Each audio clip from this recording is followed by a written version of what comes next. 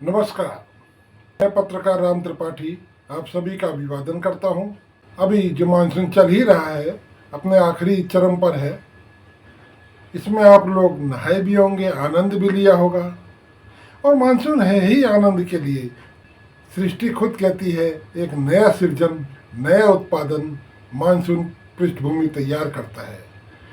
काफ़ी चीज़ें शुद्ध होती हैं, नई सृजना, नई रचना।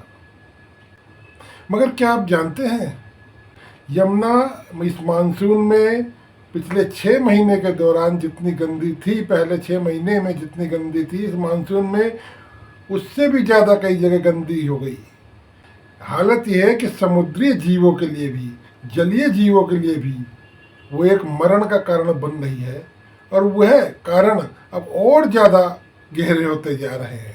मानसून के पानी से भी, मानसून के शुद्ध पावन पानी से भी यमुना के मेल कम नहीं हुआ, बल्कि बढ़ा है। आपके दिमाग में कई एक सवाल आ रहे होंगे। उन सभी सवालों का जवाब इस प्रोग्राम में दिया जा रहा है, देने की कोशिश की जा रही है। आप सभी से रिक्वेस्ट है कि प्रोग्राम शुरू से लेकर आखिर तक पूरा देखें। आधी अधूरी जानकारी के आधार पर किसी भी निर्णय पर कोई भी बात अपनी स्थापित करने की कोशिश ना करें। हम समाज इंडिया यूट्यूब चैनल आपके सामने जितने भी सामाजिक सरोकारों से जुड़े मुद्दे हैं, उनके तथ्यों में जाकर उनकी रिसर्च करके और प्रमाणों के साथ आपको जानकारी देता है।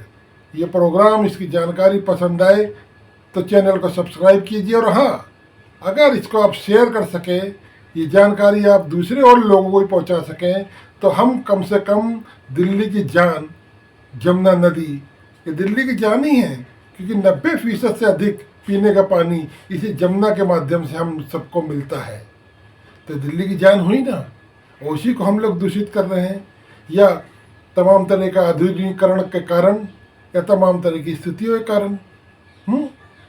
तो कहीं ना कहीं ये जानकारी आप सभी लोगों तक पहुँचे, यही इस चैनल का उद्देश्य है। तो आपसे रिक्वेस्ट है कि इस चैनल के प्रोग्राम को आप शेयर कीजिए। तो जैसे हम विषय में बात कर रहे थे, दिल्ली पॉल्यूशन कंट्रोल कमेटी की रिपोर्ट आती है।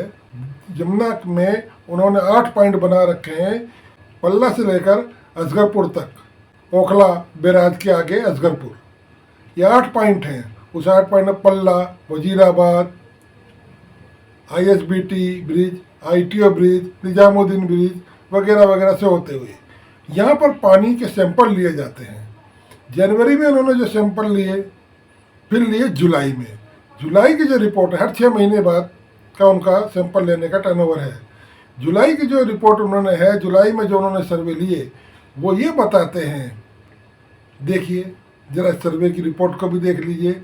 वो साफ बता रहे हैं, यमुना मानसून के दौरान भी इतनी मैली हुई कि असगरपुर जो लास्ट पॉइंट है, 22 किलोमीटर दिल्ली में यमुना के बहने का जो लास्ट पॉइंट है, वहाँ पर चला जाता है 80 mg बायोकेमिकल ऑक्सीजन डिमांड।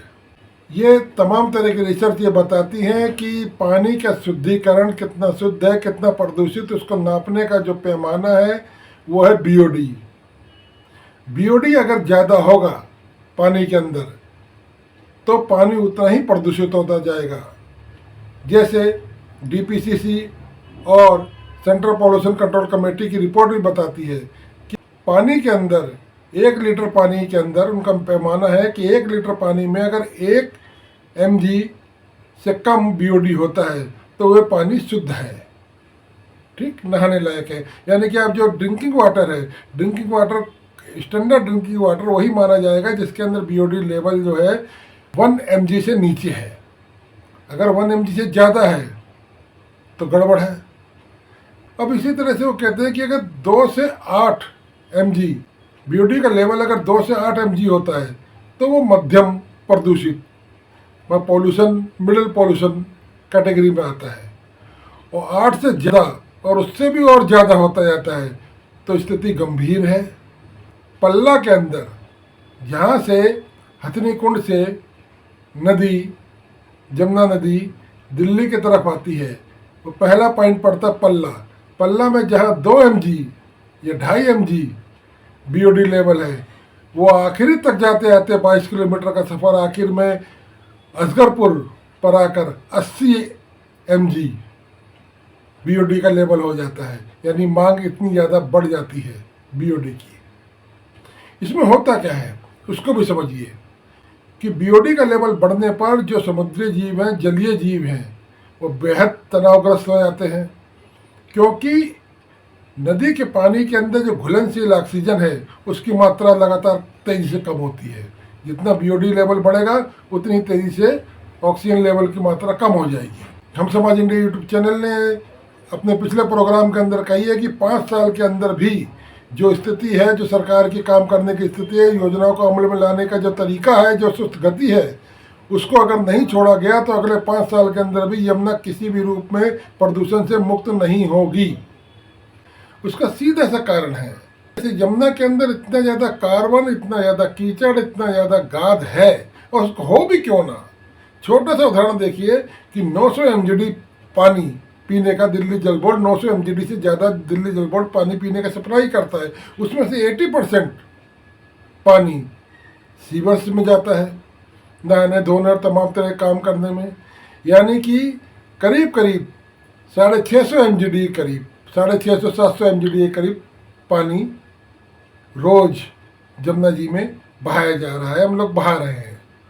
और वो प्रदूषित पानी है, उसके साथ उसकी गाद भी जा रही है, कीचड़ भी जा रही है। इसके अलावा 20% इंडस्ट्रियल कचरा, जिसे हार्ड कचरा, ठोस कचरा जिसे कहा जाता है, वह भी जा रहा है।